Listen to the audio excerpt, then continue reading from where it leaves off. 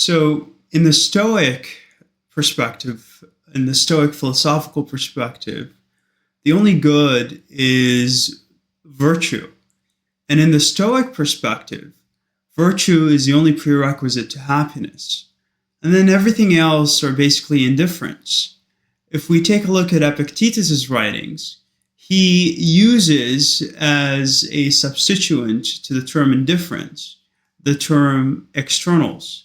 So he notes that there are externals and that there are things that rest within our control and things that rest outside the bounds of our control.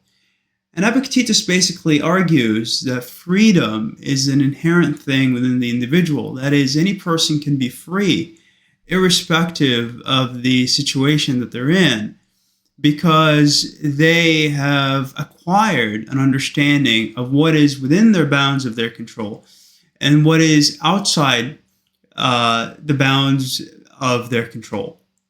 So Epictetus says that there's no way for a person to be unhappy if they understand the principle of what's within their control and what's outside the bounds of their control. The idea here is that things like one's reputation and other matters, one's wealth, one's health, one's and other externals or other indifference, one's prosperity, all of these things are outside the bounds of one's control. Whereas on the other hand, there are things, virtues within one's control. And so long as one is virtuous, then they're going to be happy and satisfied, irrespective of any externals that they may face. And so this is a very practical philosophical lens that's very practical to the modern age. That is, if we apply Epictetus' dichotomy of control, and some argue there is a trichotomy of control, then one is happy irrespective of the situation that they find themselves in. And so the dichotomy of control for Epictetus is basically the idea that there are things within your control, and then there are things that are outside the bounds of your control. And so long as you do not worry about the things that are outside the bound of your control, then you'll be a happy and a free individual.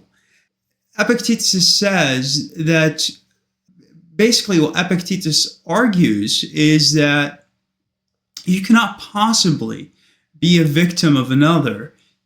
You can only be a victim of yourself.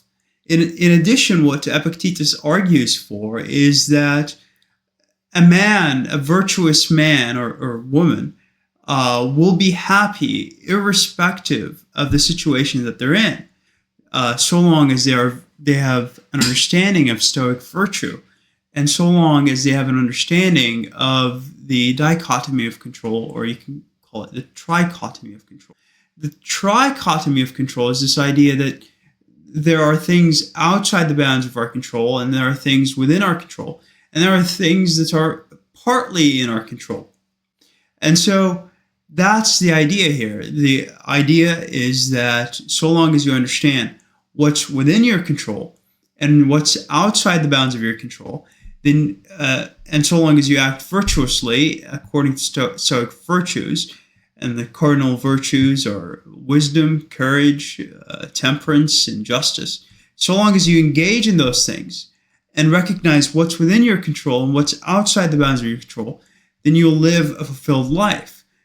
You would be free regardless of the situation that you find yourself in.